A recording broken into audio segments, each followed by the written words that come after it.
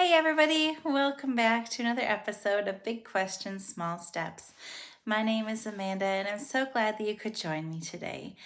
Today we're going to talk about a subject that many Christians and Islamic people know of, but people typically don't like to talk about.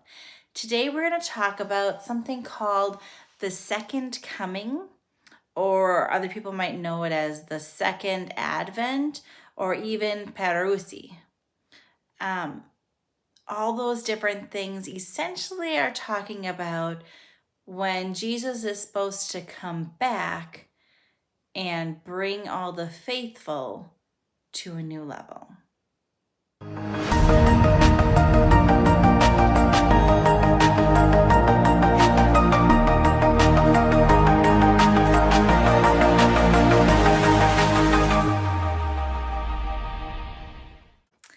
There you go. So we are going to talk about a heavy topic today, the Second Coming, also known as the Second Advent, or Parousia, which essentially is Greek for arrival. Basically, it's the time when Jesus is supposed to be coming back to earth to bring an end to this earth. It's also known as the end times. And there are different beliefs regarding what it's supposed to be like, how it's supposed to occur, what's going to happen after. And as I was doing research, I couldn't help but think of you and want to share the information with you. So to start off with, the Second Coming is a concept that is similar for both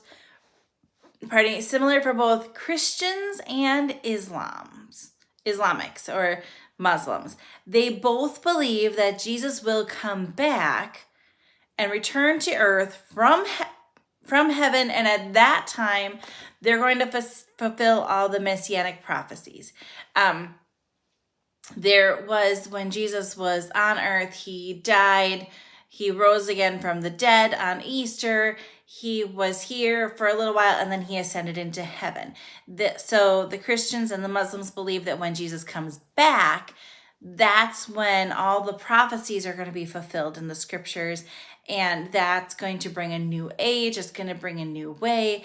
The faithful people are essentially, something's going to happen to them. The people who are not faithful, something else, not so very good, is supposed to happen to them. Now, on the contradictory side is the Jewish people, and they don't believe that Jesus was the Messiah or the Mashiach in the first time. They don't believe that he fulfilled any of the prophecies the first time. So they don't believe that there is a second coming because they don't believe in the first coming. So the second coming is specific to Christians and Muslims. Jews are out of it. Okay?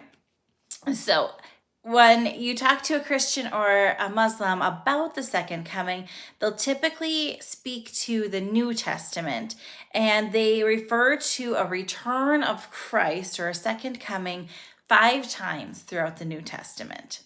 And in the Greek New Testament, so the Greek version of it, there is notation of the use of parokios, which means arrival, 24 times, 17 of which were directly associated with Jesus Christ. So it's talking in the New Testament about he's coming back.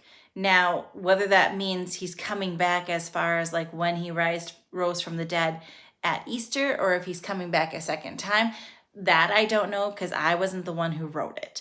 But that's what they're talking about. In Islam, they don't refer to it as a second coming. They call it a rahaja, and it means return.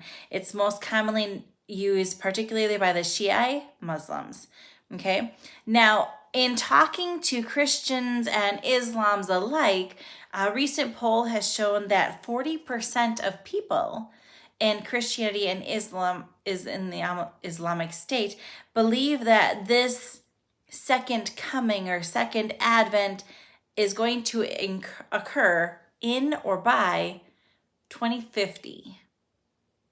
So they think it's going to happen soon. And depending on what religion they are part of, there's a very present persistent stance that no, this is happening soon, like not today, but maybe tomorrow soon. And other people are a little bit more lax about it because they say they don't know the time and the date. That's only known by God, and they kind of give it at that. So we're going to start off talking about some of the common descriptors, and then I'm actually going to go into, I believe I have 7 different specific religions, and we're going to talk exactly what they think is going to happen at the second coming. Because just like in most things, each religion or each denomination has slightly differing views as to what's supposed to happen, what's expected, what is supposed to be the result, things like that. But a common description is what people refer to as an apocalypse. So they envision, when you're talking about second coming, they envision that there's this white horse with a rider on it that's going to come down through the clouds from the sky, and the rider's name is going to be Faithful and True. Okay? And he's also going to be the Son of Man. And you're going to know he's the Son of Man because he's going to judge as he rides past, and he's going to make wars happen like that. He's going to have eyes that are full of blazing fire. He's going to have a crown on his head, and he's going to be dressed in a robe, but the robe is going to be dipped in blood. Okay, so there's that. He's also going to be followed by an army. And he's going to have, when he opens his mouth, a sword comes out and strikes down whole nations at a time. And he's going to be known as the King of Kings and Lord of Lords. And that's going to be written on his robe as well as on his thigh. Now, I don't know about you, but when I read that description, that's the most common, all I can picture is like a superhero. Because the eyes with blazing fire, and he opens his mouth and a sword shoots out. It doesn't seem comprehensible to me. All I can picture is a superhero. So that's what the most common description of what the second coming is going to start like is. Now, in 1908, a man named Gustav Adolf Dreismann noted that he was looking at research and literary services, and he noted back in the 3rd century, it was common to describe kings or dignitaries coming to cities and show the visitors magnificence through this almost like a parade. So this Gustav character, he is essentially alluding to the fact that he thinks it might have been an overreach of what was written in the New Testament. He thinks that the second coming is really just going to be a guy who's supposed to be important. But he doesn't say anything about he's supposed to wear a robe dipped in blood, and he's going to have a crown on his head, and he's going to have words on his chest, Lord of Lords and King of Kings. He's going to wear a crown. He's going to have eyes that have blazing fire and a sword that comes out of his mouth. Again, it just seems too hard to believe for me. If that's what you believe, that's what you believe, and that's absolutely fine. But that's not the second coming that I ever thought of, quite honestly. Growing up, when I thought of a second coming, first of all, I really didn't ever think it would happen in my lifetime, so I didn't really get concerned about it. I envisioned, when I would talk to people about the second coming or the rapture always, to me, seemed more like it was going to be fighting between people, and there was just constant wars. And then I pictured Jesus coming down from the clouds, kind of like peeking his head down to see what we were doing. And then if you were a good person or you believed in Jesus, you were going to just kind of teleport up to the clouds, kind of like an alien abduction thing. That's That's what I personally pictured. All these little different pods of people going up to heaven to be with God. It sounds kind of ridiculous, but again, that's what I pictured. I didn't picture an Armageddon. I didn't picture anything else. I pictured people would be angry at each other. There'd be fighting amongst the people, that God or Jesus would poke his head down through the clouds and be like, okay, you come with me. And they're going to take you out of there, and everybody else is just going to keep on fighting until essentially they kill themselves. That's what I imagined. Now, is that right or wrong? I don't know. I don't personally believe that there's going to be a second coming anymore, but that's just me and where I'm at in my journey right now. So we're going to take a look at 8 different religions and denominations and see how they view the second coming. Are we ready? Okay, so we are going to start with Islam. Islam, again, remember, they don't call it a second coming. They call it a Raja. It's Raja. And it basically means a return. Now, they believe that it actually will start with an antichrist that they call an Adashala. And this antichrist, it's going to kind of look like a demon. It's going to have one bulging eye. And it's very interesting that it's that detailed. It's a bulging eye, about the size of a grape is what they describe it as. And he's going to emerge out of the east. And when he emerges, it's going to start a time of tribulation, which will be about 7 years long. Not about, it's going to be exactly 7 years long. And this Antichrist is going to essentially imitate miracles that Jesus performed. He's going to heal the sick. He's going to rise people from the dead. But he's going to do it not with the help of God. He's going to do it with the help of demons. And his job, the Antichrist, is basically to take everybody and spin them, to make them think that he's the Christ, to fool them all. And upon his appearance, that starts the age of tribulation for 7 years. And then at the end of that 7 years, there's going to be a large fight or battle with Jesus. And this is going to happen in Dabiq in Syria. Now, they believe that the followers of the Antichrist will go with him to Syria, and Jesus will meet them there, and then they're going to have this battle. Now, notingly, they believe that most of the followers of the Antichrist are actually going to be Jews. And they believe that any follower of the Antichrist that is going into that battle with Jesus is going to be slaughtered in Syria. None of them will escape. That's what they believe.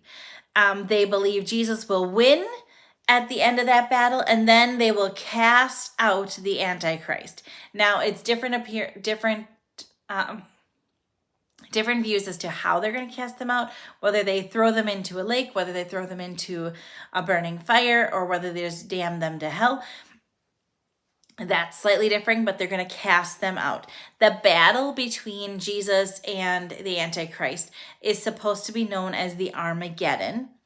And Jesus will then, after that battle, die of natural, quote unquote, natural causes or natural death, because he's no longer needed to protect the people from Satan. So that's Islam. They believe that there's an Antichrist. The Antichrist is going to lure people in. They're going to a battle with Jesus. Jesus is going to win. Antichrist and all their followers, which include the Jews, are going to be killed. And then Jesus will die because the people don't need to be saved from Satan anymore. That's the Islam's belief. Now, in the Baha'i movement, they believe that the second coming is actually a gradual process and that it coincides with humanity advances. So the more we are kind and caring to each other, the more we look out for each other, things like that, it all is a slow progress. They believe that each religion within the world is actually representative of return of word and spirit of God to the earth. So they believe that every religion has a purpose and has a place, and they believe that each religion is also sent by God to lead a progressive revelation, that they couldn't have this revelation without all the different denominations. So they believe that it's a series of comings, and they build upon each other. So anytime that there's conflict and there's a resolution resolved from it, they believe that that's a good thing, and they take the next step with the next group. That's what the Baha'i movement believes, okay? Now let's talk about the Mormons and the Latter-day Saints, okay? They describe the day of the second coming, or the end of days, as both fearful and a day of peace. It depends on which side of the coin you are on. If you are a wicked person, they believe that day for you will be filled with fear, and you'll be filled with mourning because you have wasted your life. If, however, you are a righteous person, it will be a day of peace and great glory for you. That's what they believe. Now, they believe that the restorative gospel is coming, and it's going to be throughout the whole world. But this gospel comes in stages. It comes with wars. It comes with earthquakes and hurricanes and natural disasters. They believe that with each bad thing that happens in the world, we collectively as society become more aware of God and more ready for God and more ready for the second coming. So they view more rapture than judgment. So they view that turmoil that's caused as more of an indication. They don't necessarily view that there's somebody who's going to come down and say, you're a good person, you're a bad person. But they do believe that the good people are going to be filled with peace in this turmoil, and the bad people are going to be fearful and mourning in this turmoil. So that is just interesting. That's what the Mormon and Latter-day Saints believe about the second coming. Now, if we move to the Jehovah's Witnesses, so they are part of the Christian movement, but they're different in many ways than Protestants, and they're not Catholics either. They firmly say that they're not Protestant, but they are still part of the Christian movement. They don't like to use the term second coming. They prefer to say the presence of parousia, which is the Greek word that means return. Okay, and they actually believe that the end of days started first in 1914, and we're currently in the end of days. They believe that it started with Christ's presence on earth, and it will continue to be his presence on earth. You'll continue to have struggling and triumph and torments, and it'll just continue until this big final battle known as Armageddon is supposed to occur. And at that battle, there's going to be all these armies that descend, and they're going to essentially have a battle royale, and they're going to fight to the end. Now, the Jehovah's Witnesses are one of the groups that have an idea of what's happening after the Armageddon.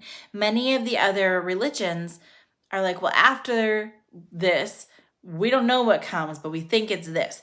The Jehovah's Witnesses believe that after this battle royale Armageddon, then it's going to be Christ's millennial reign on earth that begins. So it'll be a time of great peace throughout the whole world.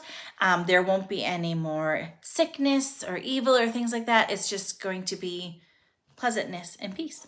That's what they believe. So we've got 4 down. We're going to do 4 more. Okay, so the next one is United Church of Christ. Now, this is what I grew up as. I was part of this movement for 40 years. And I must admit that when I was researching the second coming and what the UCC believed, I didn't know what the UCC believed. I didn't know any of that information. It was It was surprising to me.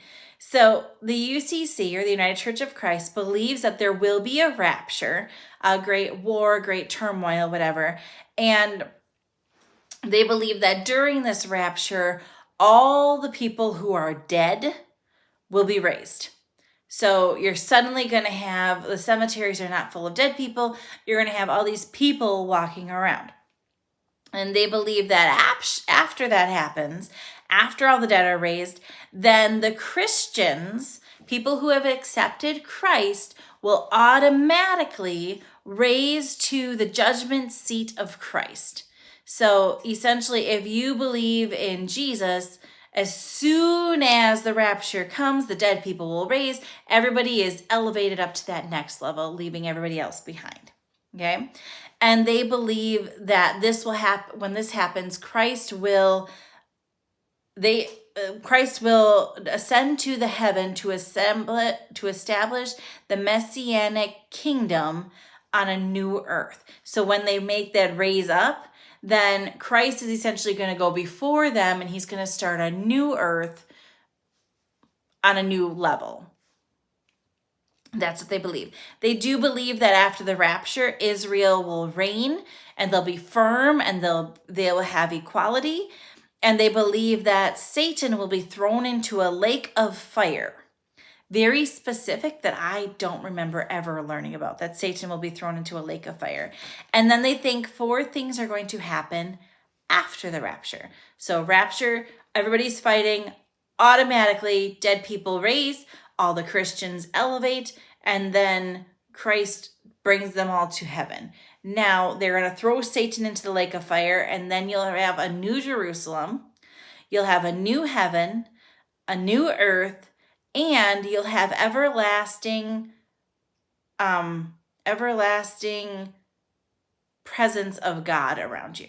So essentially what I'm envisioning after I'm reading that, it's essentially all the Christians are going to create like their own little world, and everybody else is going to stay on earth and have to figure it out. But they're in their new realm, righteousness is supposed to be the norm. So they hold themselves to kind of a higher status. They think that they're going to be more elevated, is my understanding. Now, the Lutheran and the Methodist are very similar to the United Church in Christ as far as they don't believe that there's going to be a rapture. Well, UCC believes there's going to be a rapture. Lutheran and Methodist say no rapture, but there is that automatic, yes, as soon as Jesus comes, whoop, we're elevated, and then you're going straight to heaven. The Lutherans tend to believe that it's not just Christians, it's specifically Lutherans that are going to go straight to heaven, but they still believe in the same process that Jesus is going to come. They all go up, done. Everybody else is fighting out the end. They do believe that Christ will descend and judge the living and the dead, and those that are worthy will then suck up to heaven, and the rest will stay on earth, and they will have to fight it out until they perish. So again, not happy stuff is happening here in the second coming, but that's what they believe. Now, I've got 2 more different denominations to go through, and they're both more aligned with Catholicism than they are the Protestant movement. The first is the Oriental and the Eastern Orthodoxy. These, depending on what branch, they tend to be more Catholic than they do Protestant, and that's just, you'll see some of that similarities in my discussion. So I just wanted to make sure you knew that. They both believe in the Antichrist. They believe that the Antichrist, however, will not be just one person. They believe that the Antichrist will be a group of people who oppose Jesus, and they will be essentially false gods. Okay? They believe that the Antichrist will take place immediately before the second coming. And their main tagline is, don't wait for Christ, wait for the Antichrist. Because when you wait for Christ, you've missed too much. You're gonna not make it. You have to wait for the Antichrist and be ready to stand up and speak to the wrongs that are occurring, is what they say. It's frequently imagined as a dragon, a monster, the number imagery of 666, as well as a 10-horned beast. Some even say they picture like Satan, as he's described in the book of Revelations, a red person with horns and a forked tail and a pitchfork, things like that. They do believe that Antichrist will reign as the ruler over the whole world, ruler of the whole world. So you won't have other leaders. And this will happen for exactly 3.5 years before Christ comes. So it's interesting to me when I'm doing this research. Islam says that there's going to be a trial of tribulation for 7 years. The Oriental and Eastern Orthodoxy says, oh no, Antichrist is going to be here 3.5 years before Christ. I don't know where they're getting these numbers from. When I do my research, there isn't any reference as to where they're getting these numbers from. It's just intriguing to me. I don't know where it's coming from. Perhaps it's not in their physical Bible. It might be in their oral tradition. That could be. I just don't know where it is. And then the last one that I wanted to talk about was the Catholics, or the Catholicism, and what they believe. They believe, this one is interesting because there's no time wasted here. They believe that it'll be a single, sudden, and unexpected moment. Literally just like that. And in that moment, they believe it's not going to be a rapture. They actually reject the idea of a rapture. What they believe is that God has gradually manifested his victory through church sacraments. So the more people get baptized, the more people go to confession, the more people have communion, the more people that are that do exorcisms. Every time you do something like that, you bring God a little closer to earth. That's what they believe. They believe that this sudden and singular moment won't occur because of a natural disaster. It's not going to be a catastrophe of a war or anything like that. It's not going to be a reincarnation. They don't believe that it's going to be Jesus in another form. No, they believe it's going to actually be Jesus from many, many years ago. That's what they believe. And they believe that in that instant, 3 things are going to happen. Okay? Everyone living will suddenly die. Everyone dead will suddenly become alive. Those two, both the living and the dead, will instantaneously be judged and recomposed. So if I was judged and I was deemed to be good, for example, I would no longer look like this. I would be recomposed in a different entity, a different energy. Okay? So living, dead, living. Everybody's judged instantaneously. And then the third one is the universe as we know it will suddenly be transfigured. Nothing will be the same as we once knew. So it's interesting, isn't it?